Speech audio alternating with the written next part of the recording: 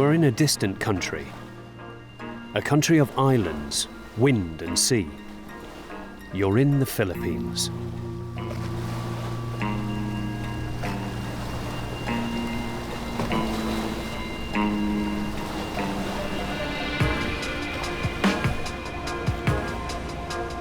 In between Borneo and Taiwan, this volcanic archipelago, surrounded by 3 seas, remains to this day largely unexplored. It's the archipelago at the far edge of the Pacific, almost forgotten by maritime Asia. Surrounded by sea, there are islands all around you, islands which are all very different. Wild islands, private islands, islands where ancient village communities still live.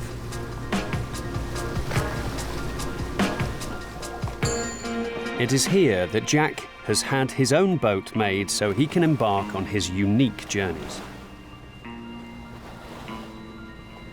Alongside Eddie, he launched Tao, which means people in Filipino.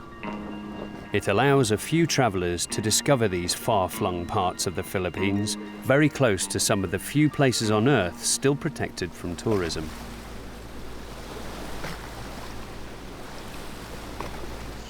Between Coron and El Nido, there's so many beautiful islands, and it's every traveler's dream when they first pick up the travel guide of the Philippines, and it's 7,107 islands, and there's this idea of traveling from one island to another.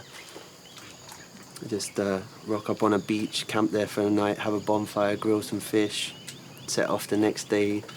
Go in every island, you know, you can visit.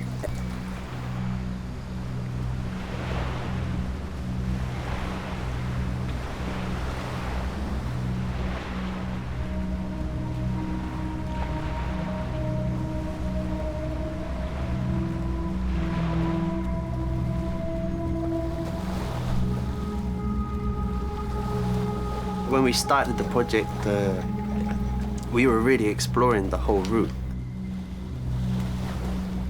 After doing 2 years of this, we found like 4 really good overnight stops.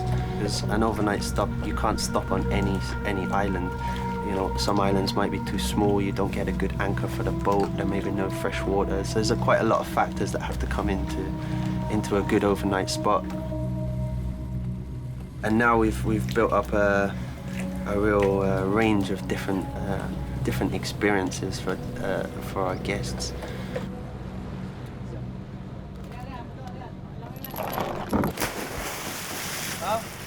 The islands where Tao work have intentionally remained undeveloped.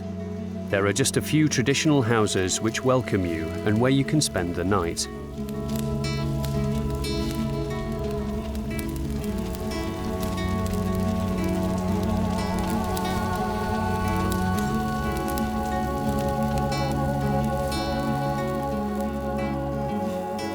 For years, Jack's dream was to escape from the world and sleep under the stars. I've never seen an house where it's A young English architect, he finally left London to get a taste of this very different life.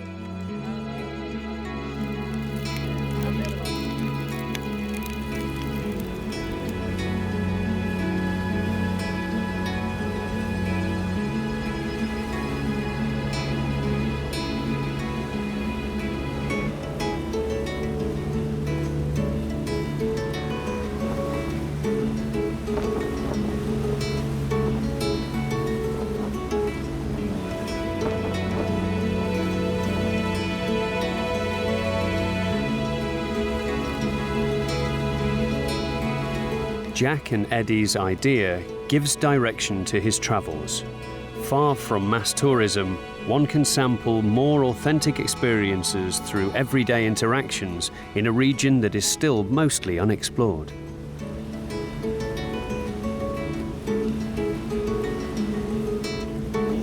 With this trip, especially with the expedition, is you spend 5 days going from Coron, moving through the islands, and you see the change in geography as you go. You get a real feeling of where you're traveling through the islands. Stopping, oh, that's a nice stop, let's just stop there.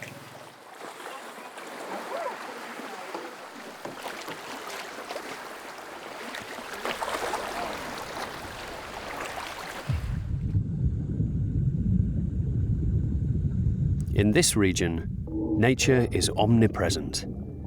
The seabed boasts countless reefs, where more than 3,000 species of fish, 20,000 types of shellfish, and 500 species of coral live. But behind the postcard image that the Philippines projects, the reality can be far from sweet. Blast fishing still continues in the Philippines, causing the indiscriminate destruction of coral reefs and marine life. And a large number of coral reef fish are still caught to end their days in aquariums around the world or on tables in Asian restaurants. Despite all this, with their knowledge of the islands, Teo invites you to discover areas that are still protected.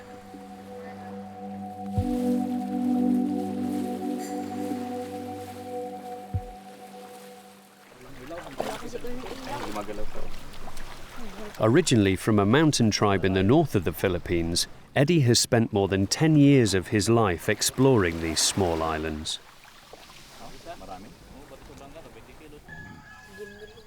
On the island of Daracoton, in exchange for water, fish and shelter for the night, Eddie and Jack offer their support to communities in the form of long-lasting projects, like medical care, a motor for a boat, or a small primary school.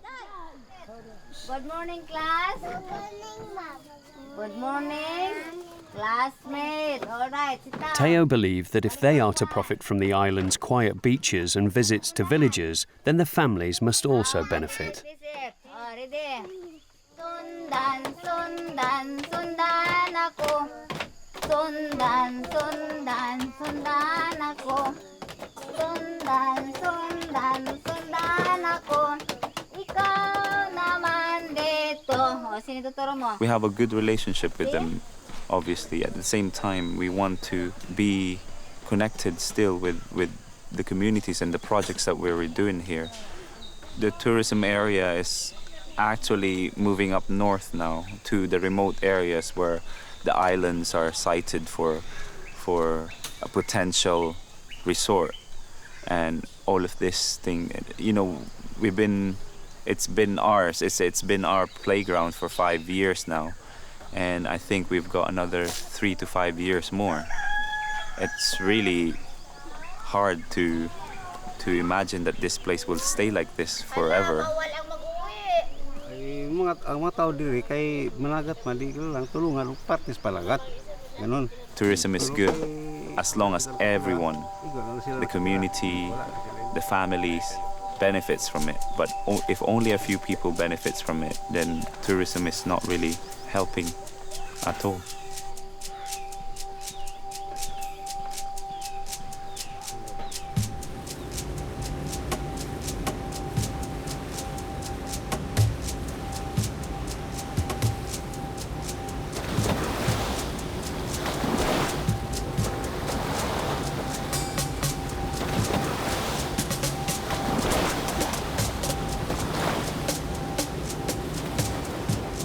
After a 5-day trip under the stars, on beaches and out at sea, the journey ends here, on this small strip of sand. Jack and Eddie's project is unique in this area of the Philippines due to its relaxed pace, basic comfort, and the idea that sometimes one can lose all sense of time. Feel very disconnected from what's going on, really, because there's no clock reminding us what time it is or calendar showing us what day it is. Yeah, I think that it's really rare, this type of trip. I think we're really lucky. Elsewhere, lots of other islands like Thailand, you know, be hordes of completely people. Saturated. Yeah. And to be able to be on an island and on a beach and not see anyone, I think we're really lucky. Right. Yeah. You do feel very remote, which is hard to get, isn't it? Mm.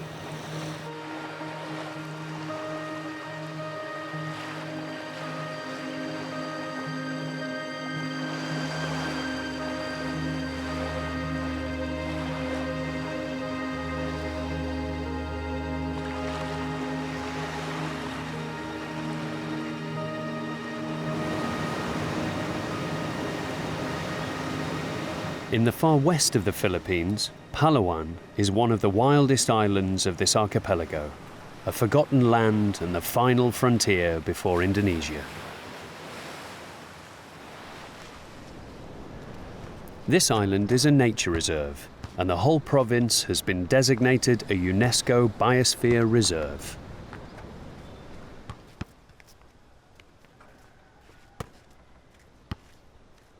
Over the course of millennia, different peoples have come to this island, bringing with them their customs and beliefs.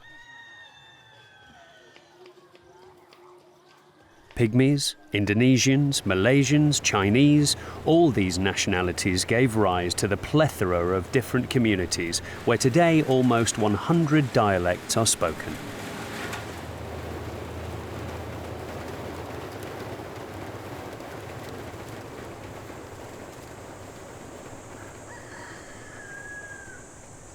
Today, several islands of the Philippines engage in responsible tourism, like Donsol, in the south of the archipelago.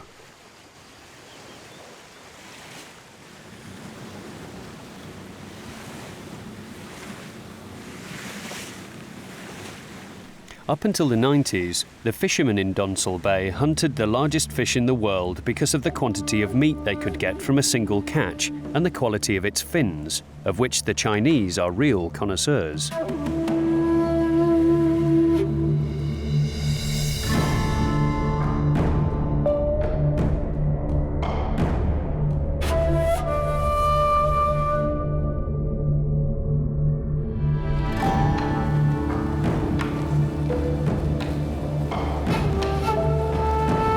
A decade later, this previously unknown area has become the world capital of the giant of the sea, the whale shark.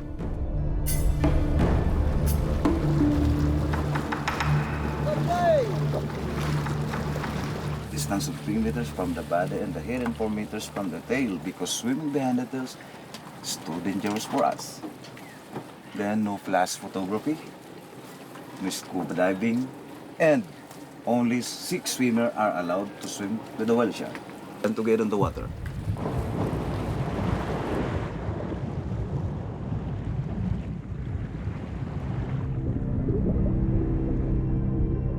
Every year, more than 7,000 visitors come diving to Donsol to observe the giant of the sea close up.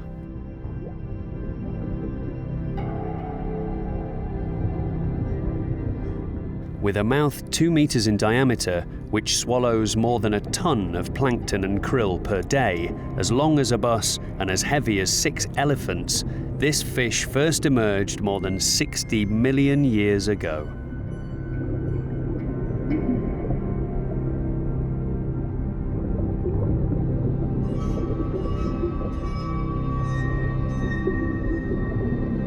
Despite its impressive size and weight, this giant of the sea is not a threat to man, one of its predators.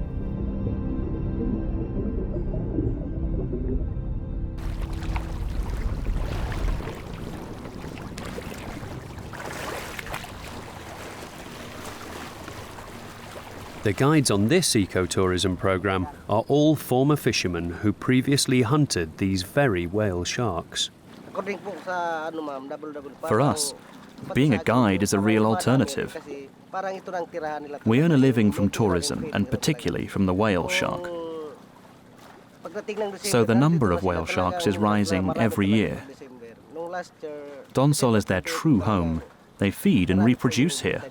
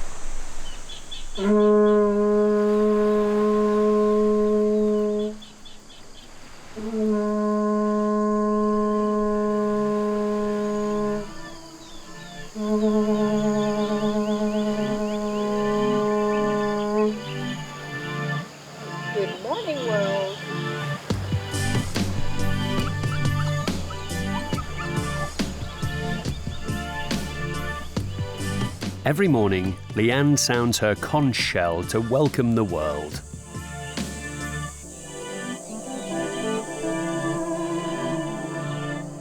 Having travelled the world for over 20 years, Leanne, an Australian, has finally discovered the most beautiful place in the world, Malipacao. Everything is awakening, beginning to unfold, new things to experience. The pleasure of stillness. Yes, it's a very beautiful place.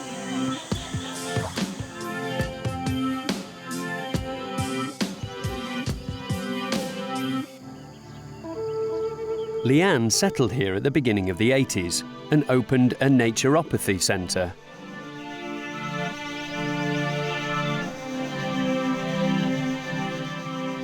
Here, the winds of the 70s blow, and there's that feeling of living outside the set of established norms. I was obviously destined to come here. I had to be the caretaker of this beautiful place. So when I came here, it was just a dream come true. I had seen 20 years outside, and I had explored beautiful places, and until today, 24 years later, I live in the most beautiful place in the world. Why would I go out of here? No. I have no desire to explore anywhere else in the world because I have found paradise.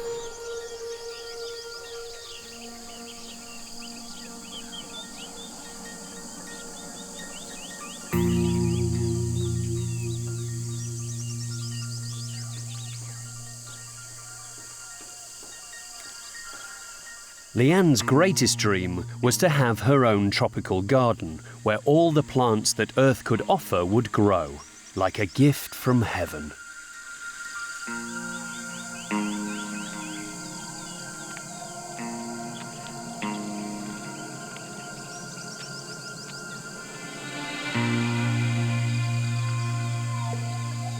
I have been blessed to learn about health and the value of herbs. So now I've become a herbalist, a master herbalist of all the plants here. We create our own herbal medicine, we create tinctures and poultices, we make dried powders, encapsulate them, and when people leave here, we in fact give them, we say, this is what you can do, this is what you can learn, here's what you can buy out there in the stores. Thank you, boys.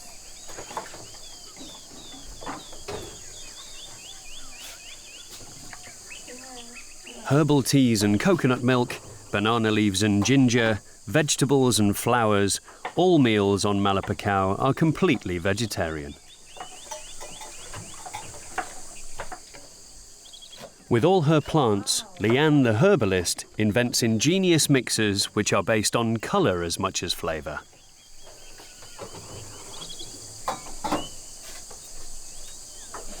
You try and you try again, you experiment and you taste and you improve every day, you grow. You slip back, you make a few bad recipes.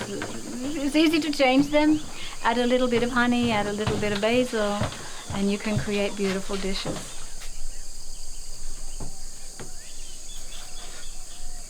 Prepare it with love and colour, lots of variety, lots of interesting colours, like the artist's palette.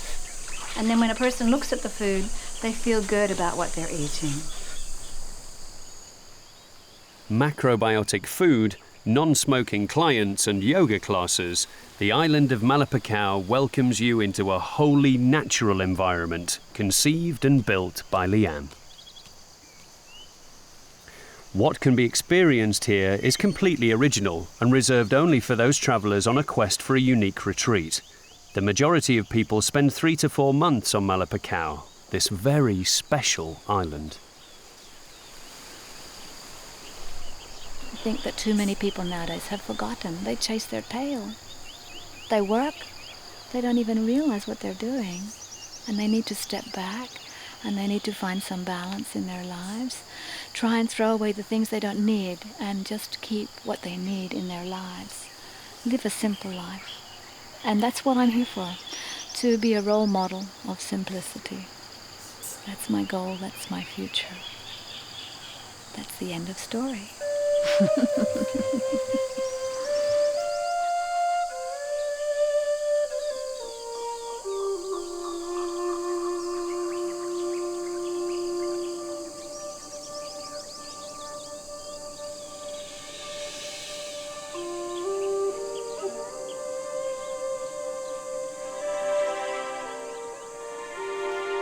This is how time passes in the corner of the world where Leanne lives out her dream, protected on her island from the worries of the world.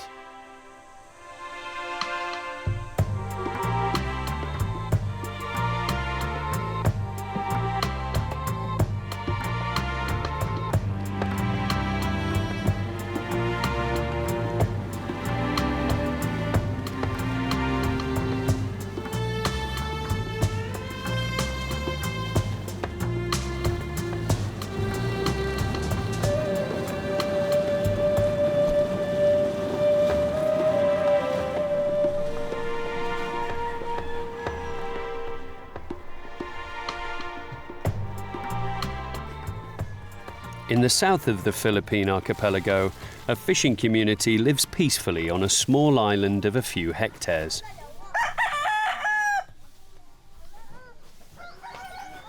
On Mantigue, all the inhabitants of the village, from the youngest to the eldest, are all on police file. Their crime is not wanting to leave this island, which has been their own for generations.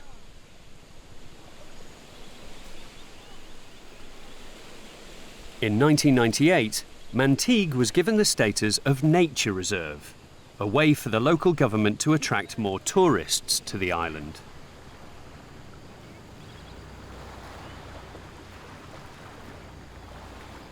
A park governed by the province in which the island falls has just been opened to welcome in tourists and money.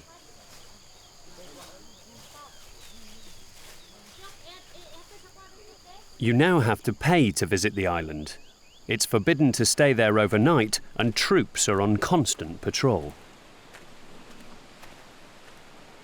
In order to protect the environment, the villagers are illegally occupying their island. A bid to protect nature and develop responsible tourism. Children, parents and grandparents are soon to be evicted. Santuary, ma'am, kami nang alaga doon sa santuary. Kaya pag na kinuha nila sa gobyerno, na kami wala. Silusit lang, giniba pa nila sa gobyerno yung eskwelahan namin. Yung mga bata namin, kawawa naman, araw-araw pumunta doon sa Migi. Ikay may amahan.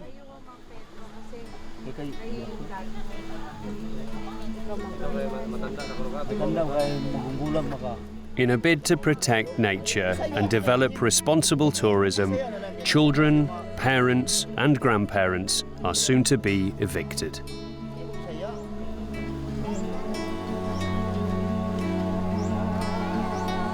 And the much-desired Mantigue will almost certainly lose exactly what gave it its charm in the first place: the village and contact with its local fishermen.